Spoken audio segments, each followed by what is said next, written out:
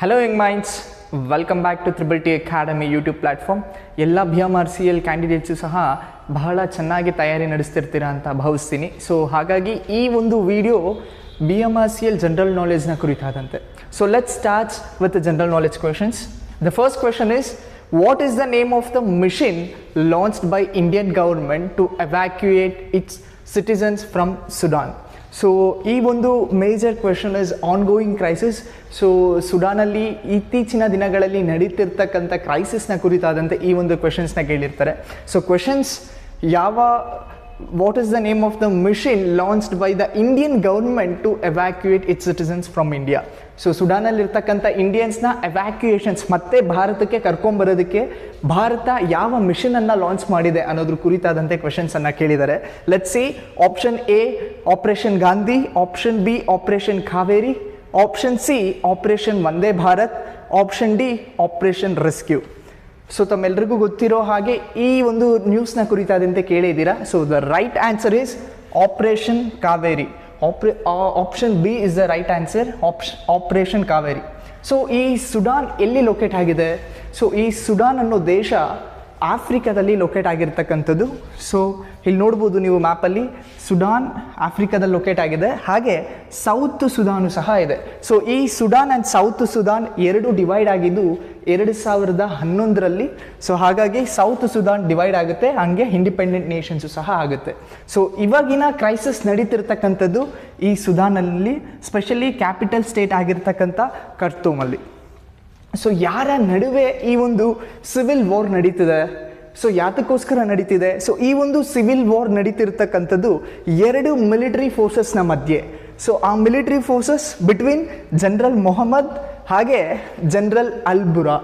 So ಈ general Mohammed ಅನ್ನೋರು is a general for the rapid support forces. So RSF ಅಂತ ಕರೀತಾರೆ, ಇದನ್ನು ಪ್ಯಾರಾ ಮಿಲಿಟರಿ ಫೋರ್ಸಸ್ ಅಂತಲೂ ಕರೀತಾರೆ. ಸೊ ಇವರ ನಡುವೆ ಹಾಗೆ ಜನರಲ್ ಅಲ್-ಬುರಾ ಅನ್ನೋರು ಸುಡಾನ್ನ ಅಫಿಷಿಯಲ್ ಆರ್ಮಿ ಜನರಲ್ ಆಗಿರ್ತಕ್ಕಂಥದ್ದು. ಸೊ ಇವರಿಬ್ಬರ ನಡುವೆ ಸಿವಿಲ್ ವಾರ್ನ ನಡೀತಿದೆ ಬಿಕಾಸ್ ಆಫ್ ಪೊಲಿಟಿಕಲ್ ಕಂಟ್ರೋಲ್ಗೋಸ್ಕರ. ಸೊ ಹಾಗಾಗಿ ಅಲ್ಲಿರ್ತಕ್ಕಂಥ ಬೇರೆ ದೇಶದ ಸಿಟಿಸನ್ಸ್ನ ಎವ್ಯಾಕ್ಯುಯೇಷನ್ಸ್ ಮಾಡೋದಕ್ಕೆ ಸೊ ಎಲ್ಲ ಕಂಟ್ರೀಸು ಪಾಸಿಬಿಲಿಟಿ ರೀತಿಯಲ್ಲಿ ಪ್ರಯತ್ನ ಪಡ್ತಿದೆ. ಹಾಗೆ ಇಂಡಿಯಾಯಿಂದ ಈ ಒಂದು ಪರ್ಟಿಕ್ಯುಲರ್ ಸುಡಾನ್ ಕಂಟ್ರಿಲಿ more than 2500 to 3000 citizens already ವಾಸವಾಗಿದ್ದಾರೆ. ಸೊ ಹಾಗಾಗಿ ನಮ್ಮ ಇಂಡಿಯಾಯಿಂದ ಆಪ್ರೇಷನ್ ಕಾವೇರಿ ಅನ್ನೋ ಲಾಂಚ್ ಮಾಡ್ತೀವಿ. ಸೊ ಅದಾದ ನಂತರ ಇವಾಗಲೇ ಮೋರ್ ದೆನ್ 2500ಗಿನ್ನ ಹೆಚ್ಚು ಜನಗಳು ನಮ್ಮ ಇಂಡಿಯಾಗೆ ಬಂದು ಅವರ ಹೋಮ್ ಟೌನನ್ನು ತಲುಪಿದ್ದಾರೆ. ಸೊ ಈ ಎಂಟೈರ್ ಆಪ್ರೇಷನ್ ಕಾವೇರಿ ಹೇಗೆ ರೂಟ್ ಮ್ಯಾಪನ್ನು ಹಾಕಿದ್ದಾರೆ? ಸೊ ನೀವಿಲ್ಲಿ ಅಬ್ಸರ್ವ್ ಮಾಡ್ಬೋದು, ಸುಡಾನ್ ಇಂದ ಮೇನ್ ಕ್ಯಾಪಿಟಲ್ ಸಿಟಿಯಿಂದ ಪೋರ್ಟ್ವರೆಗೂ ಅವರು ಬಸ್ಸಲ್ಲಿ ಬರ್ತಾರೆ. ಸೊ ಆ ಬಸ್ಸಿಂದ ಆ್ಯಂಡ್ ದೆನ್ ನೇವಲ್ ಮುಖಾಂತರ ಅಥವಾ ಫ್ಲೈಟ್ ಮುಖಾಂತರ ಸೌದಿ ಅರೇಬಿಯಾಗೆ ಬರ್ತಾರೆ, ಸೌದಿ ಅರೇಬಿಯಾಯಿಂದ ಇಂಡಿಯಾಗೆ ಬರ್ತಾರೆ. ಸೊ ಇದಿಷ್ಟು ಕಂಪ್ಲೀಟ್ ರೂಟ್ ಮ್ಯಾಪ್. ಬಿಕಾಸ್ ಡೈರೆಕ್ಟಾಗಿ ಸುಡಾನ್ ಇಂದ ಒಂದೇ ಸಲ ಎಲ್ಲರನ್ನೂ ಎವ್ಯಾಕ್ಯುಯೇಟ್ ಮಾಡೋದಕ್ಕಾಗಲ್ಲ. ಹಾಗಾಗಿ ಹತ್ತಿರದಲ್ಲೇ ಇರ್ತಕ್ಕಂಥ ಸೌದಿ ಅರೇಬಿಯಾಗೆ ಬಂದು ಸೌದಿ ಅರೇಬಿಯಾಯಿಂದ ಇಂಡಿಯಾಗೆ ಕರ್ಕೊಂಬರೋ ಪ್ರಯತ್ನವನ್ನು ಮಾಡ್ತಿದ್ದಾರೆ. ಸೊ ಈ ಒಂದು ಆಪರೇಷನ್ ಕಾವೇರಿಗೋಸ್ಕರ ನಮ್ಮ ನೇವಲ್ ಅಕಾಡೆಮಿ ಹಾಗೆ ಏರ್ಫೋರ್ಸ್ ಅಕಾಡೆಮಿನ ನಾವಿಲ್ಲಿ ಬಳಸ್ಕೊಂಡಿದ್ದೀವಿ. ಸೊ ಇದು ಆನ್ ಗೋಯಿಂಗ್ ಕ್ರೈಸಿಸ್ನ ಕುರಿತಾದಂತೆ. The next question is, what is the name of the mission launched by Indian government to evacuate its citizens from Ukraine? So questions ನೋಡಿದ ತಕ್ಷಣ ನಿಮ್ಗೆ ಅರ್ಥ ಆಗುತ್ತೆ, ಯುಕ್ರೇನ್ ಬಹಳ ಹಿಂದಿನ ಕಥೆ ಏನಲ್ಲ, ಇತ್ತೀಚಿನ ದಿನಗಳಲ್ಲಿ ನಡೆದಿರ್ತಕ್ಕಂಥ crisis between Ukraine Russia. So ಯಾತಕ್ಕೋಸ್ಕರ ನಡೆದಿದೆ ಅನ್ನೋದು ತಮಗೆ ಗೊತ್ತು. ಆದರೆ ಇಲ್ಲಿ ಅಬ್ಸರ್ವ್ ಮಾಡಬೇಕಾಗಿರೋದು ಏನು ಅಂದರೆ, ಯಾವ ಆಪ್ರೇಷನ್ ನೇಮನ್ನು ಈ ಒಂದು ಯುಕ್ರೇನ್ ಎವ್ಯಾಕ್ಯುಯೇಷನ್ಸ್ಗೆ ಕೊಟ್ಟಿರ್ತಕ್ಕಂಥದ್ದು. The right answer is Operation Ganga. So option D, Operation Ganga is the right answer. Because Ukraine crisis ಯಾಕಾಗಿದೆ ತಮ್ಮೆಲ್ರಿಗೂ ಗೊತ್ತು. ಯಾವಾಗ ಯುಕ್ರೇನ್ ದೇಶ ನ್ಯಾಟೋಗೆ ಜಾಯ್ನ್ ಆಗಬೇಕು ಅಂತ ಪ್ರಯತ್ನ ಪಟ್ಟಾಗ ಸೊ ರಷ್ಯಾ ಅದನ್ನು ಅಪೋಸ್ ಮಾಡುತ್ತೆ. ಹಾಗಾಗಿ ರಷ್ಯಾ ಆ್ಯಂಡ್ ಯುಕ್ರೇನ್ ನಡುವೆ ವಾರ್ ಆಗುತ್ತೆ. ಆ ವಾರ್ ಮೋರ್ ದೆನ್ 100 ಡೇಸ್ಗೂ ಹೆಚ್ಚಾಗುತ್ತೆ.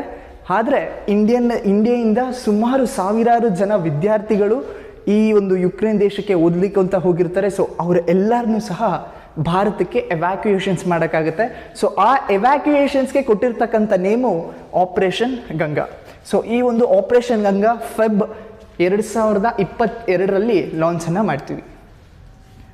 The next question, which country launched Operation Dost to extend assistance to Turkey and Syria after the massive earthquake? So ಇದನ್ನು ಸಹ ಇತ್ತೀಚಿನ ದಿನಗಳಲ್ಲಿ ಆಗಿರ್ತಕ್ಕಂಥದ್ದು. ಟರ್ಕಿ ಆ್ಯಂಡ್ ಸಿರಿಯಾ, ಯಾವಾಗ ಟರ್ಕಿ ಆ್ಯಂಡ್ ಸಿರಿಯಾದಲ್ಲಿ ಅರ್ಥಕ್ವೇಕ್ ಆಗುತ್ತೋ, ಟರ್ಕಿ ಆ್ಯಂಡ್ ಸಿರಿಯಾ ಎರಡೂ ಸಹ ಕಂಪ್ಲೀಟ್ ಆಲ್ಮೋಸ್ಟ್ ಡೆಮೋಲಿಷ್ ಆಗಿರುತ್ತೆ. ಸೊ ಆ ಸಂದರ್ಭದಲ್ಲಿ ಯಾವ ಒಂದು ಕಂಟ್ರಿ ಆಪ್ರೇಷನ್ ದೋಸ್ತ್ ಅನ್ನೋ ಆಪ್ರೇಷನ್ನ ಲಾಂಚ್ ಮಾಡ್ತಾರೆ ಅಂತ. ಆಪ್ರೇಷನ್ ದೋಸ್ತ್ ಅನ್ನೋ ವರ್ಡನ್ನು ಇಟ್ಕೊಂಡೇ ಹೇಳ್ಬೋದು ಯಾವ ಕಂಟ್ರಿ ಲಾಂಚ್ ಮಾಡಿರುತ್ತೆ. That is none other than India, because Ukraine, Sudan and Japan, so ಈ ಯಾವ ಕಂಟ್ರಿನೂ ಸಹ ಈ ಥರ ದೋಸ್ತ್ ಅನ್ನೋ ವರ್ಡನ್ನು ಯೂಸ್ ಮಾಡಲ್ಲ. ಹಾಗಾಗಿ ಇಂಡಿಯಾ ಈ ದೋಸ್ತ್ ಅನ್ನೋ ವರ್ಡನ್ನು ಯೂಸ್ ಮಾಡುತ್ತೆ. ಹಾಗಾಗಿ ಇಂಡಿಯಾ ಆಪ್ರೇಷನ್ ದೋಸ್ತ್ ಅನ್ನೋ ಆಪ್ರೇಷನ್ನ ಲಾಂಚ್ ಮಾಡುತ್ತೆ to help Turkey and Syria. So operation Dost ಯಾವಾಗ ಲಾಂಚ್ ಆಗಿದ್ದು? 7th of Feb 2023. So as soon Turkey and ಸಿರಿಯಾದಲ್ಲಿ ಅರ್ಥಕ್ವೇಕ್ ಆಗುತ್ತೆ. Around 5th or 6th of Febಲ್ಲಿ ಟರ್ಕಿ ಆ್ಯಂಡ್ ಸಿರಿಯಾದಲ್ಲಿ ಅರ್ಥಕ್ವೇಕ್ ಆಗುತ್ತೆ. ಇಮ್ಮಿಡಿಯೇಟಾಗಿ ನಮ್ಮ ಇಂಡಿಯಾದವರು 7th of Febಲ್ಲಿ ನಮ್ಮ ಏರ್ಫೋರ್ಸನ್ನು ಕಳಿಸ್ತಾರೆ. ಸೊ ಏರ್ಫೋರ್ಸ್ ಸುಮ್ಮನೆ ಹೋಗಲಿಲ್ಲ. ಸೊ ಇಲ್ಲಿಂದ ಫುಡ್, ಹಾಗೆ ಮೆಡಿಸನ್ಸ್, ಹಾಗೆ ಡಾಗ್ ಫೋರ್ಸಸ್ಸನ್ನು ಸಹ ಕಳಿಸಿದ್ದೀವಿ. ಜೊತೆಗೆ ಮಿಲಿಟರಿ ಡಾಕ್ಟರ್ಸ್ನ ಸಹ ಕಳಿಸಿದ್ದೀವಿ. ಸೊ ಅಲ್ಲಿ ಮೆಡಿಕಲ್ ಕ್ಯಾಂಪನ್ನು ಮಾಡಿ ಅಲ್ಲಿರ್ತಕ್ಕಂಥ ಸಿಟಿಸನ್ಸ್ನ ಎವ್ಯಾಕ್ಯುಯೇಷನ್ಸ್ ಮಾಡೋದಕ್ಕೆ, ರೆಸ್ಕ್ಯೂ ಮಾಡೋದಕ್ಕೆ ನಮ್ಮ NDRF ಫೋರ್ಸಸ್ನು ಸಹ ನಾವು ಕಳಿಸ್ಕೊಟ್ಟಿದ್ದೀವಿ. ಸೊ ಇದು ಈ ಕ್ವೆಶನ್ಸ್ನ ಇನ್ನೊಂದು ರೀತಿಯಲ್ಲೂ ಸಹ ನಿಮಗೆ ಕೇಳ್ಬೋದು. That is, what is the name of the mission launched by India to extend assistance to Turkey and Syria after the massive earthquake? So ಈ ಥರ ಕ್ವೆಶನ್ಸು ಸಹ ಕೇಳ್ಬೋದು. The answer is same, operation Dost. So ಒಂದ್ಸಲ ನೀವು current affairs, general knowledge ಕ್ವೆಶನ್ಸ್ನ attend ಮಾಡೋದಕ್ಕಿಂತ ಮುಂಚೆ ಕಂಪ್ಲೀಟಾಗಿ ಕ್ವೆಶನ್ಸ್ನ ಅಂಡರ್ಸ್ಟ್ಯಾಂಡ್ ಮಾಡಾದ್ಮೇಲೆ ನೀವು ಆಪ್ಷನ್ಸನ್ನು ನೋಡೋದು ಉತ್ತಮ. The next question is, how many members can be nominated by the president to the Rajya Sabha and Lok Sabha respectively? ತಮ್ಮೆಲ್ರಿಗೂ ಪಾರ್ಲಿಮೆಂಟ್ ಕುರಿತಾದಂತೆ ಗೊತ್ತೇ ಇರುತ್ತೆ. ಸೊ ನಮ್ಮ ಇಂಡಿಯನ್ ಪಾರ್ಲಿಮೆಂಟಲ್ಲಿ Rajya Sabha, Lok Sabha, upper house and then lower house ಎರಡೂ ಇದ್ದೇ ಇರುತ್ತೆ.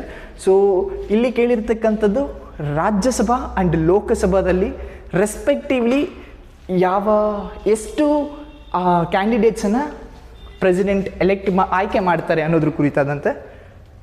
ಅದಕ್ಕೂ ಮುಂಚೆ ಕಂಪ್ಲೀಟ್ ಡೀಟೇಲ್ಸನ್ನು ಕೊಡ್ತೀನಿ. ರಾಜ್ಯಸಭಾದಲ್ಲಿ ಸೊ ಟೋಟಲ್ 545 ಮೆಂಬರ್ಸ್ ಇರ್ತಾರೆ. ಹಾಗೆ ಲೋಕಸಭಾದಲ್ಲಿ ಟೋಟಲ್ 545 ಮೆಂಬರ್ಸ್ ಇರ್ತಾರೆ. ರಾಜ್ಯಸಭಾದಲ್ಲಿ 250 ಮೆಂಬರ್ಸ್ ಇರ್ತಾರೆ. ಸೊ ಈ ಒಂದು 250 ಮೆಂಬರ್ಸಲ್ಲಿ 238 ಮೆಂಬರ್ಸ್ ಎಲೆಕ್ಟೆಡ್ ಆಗ್ತಾರೆ. ಹಾಗೆ 12 ಮೆಂಬರ್ಸ್ ಮಾತ್ರ ಪ್ರೆಸಿಡೆಂಟ್ ಅವರು ನಾಮಿನೇಟ್ನ ಮಾಡ್ತಾರೆ. ಈ ಲೋಕಸಭಾದಲ್ಲೂ ಅಷ್ಟೇ, ಲೋಕಸಭಾದಲ್ಲಿ ಪ್ರೆಸಿಡೆಂಟ್ ನಾಮಿನೇಟ್ ಅನ್ನೋದಕ್ಕಿಂತ ಸೊ 530 ಮೆಂಬರ್ಸ್ ಎಲೆಕ್ಟ್ ಆಗ್ತಾರೆ. ಹಾಗೆ 13 ಮೆಂಬರ್ಸ್ ಯೂನಿಯನ್ ಟೆರಿಟರೀಸಿಂದ ಎಲೆಕ್ಟ್ ಆಗಿ ಬರ್ತಾರೆ.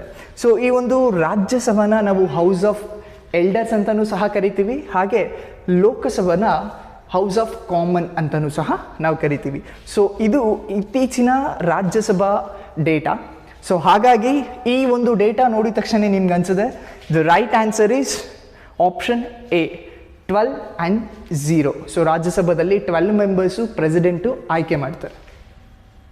The next question is, currently how many union territories are there in India? So this is very quite common questions. ಎಷ್ಟು ಯೂನಿಯನ್ ಟೆರಿಟರೀಸ್ ನಮ್ಮ ಇಂಡಿಯಾದಲ್ಲಿ ಇದೆ? So the right answer is option B. So 8 union territories ನಮಗಿದೆ. ತಮ್ಮೆಲ್ರಿಗೂ ಗೊತ್ತೇ ಇತ್ತು, ಮುಂಚೆ Jammu and ಕಾಶ್ಮೀರ್ಗೆ ಸ್ಪೆಷಲ್ ಸ್ಟೇಟಸನ್ನು ಕೊಡ್ತಿದ್ರು, ಅಂದರೆ ಸ್ಪೆಷಲ್ ಕಾನ್ಸ್ಟಿಟ್ಯೂಷನ್ ಸ್ಟೇಟಸನ್ನು ಕೊಟ್ಟಿದ್ರು. ಯಾವಾಗ ಆರ್ಟಿಕಲ್ 370ನ ಎರಾಡಿಕೇಷನ್ಸ್ ಮಾಡ್ತಾರೋ ಆವಾಗ ಜಮ್ಮು ಆ್ಯಂಡ್ ಕಾಶ್ಮೀರು ಇಂಡಿಯಾಗೆ ಸೇರಿಕೊಳ್ಳುತ್ತೆ. ಅದಾದಮೇಲೆ ಸ್ವಲ್ಪ ಬದಲಾವಣೆಗಳಾಗುತ್ತೆ. ಅದಾದ ನಂತರನೂ ಸಹ so union territories 8 union territories ನಮ್ಮ ಭಾರತದಲ್ಲಿರ್ತದೆ. ಸೊ ಮುಂಚೆ Dadra and Nagar Haveli and Daman and Diu separate ಆಗಿರುತ್ತೆ. ಸೊ ಇವೆರಡನ್ನೂ ಕಂಬೈನ್ ಮಾಡಿ ಮರ್ಜ್ ಮಾಡಿ ಅಗೇನ್ 1 ಯೂನಿಯನ್ ಟೆರಿಟರೀಸ್ ಮಾಡ್ತಾರೆ. So total union territories 8 union territories ಇಂಡಿಯಾದಲ್ಲಿ 8 ಯೂನಿಯನ್ ಟೆರಿಟರೀಸ್ ಇದೆ.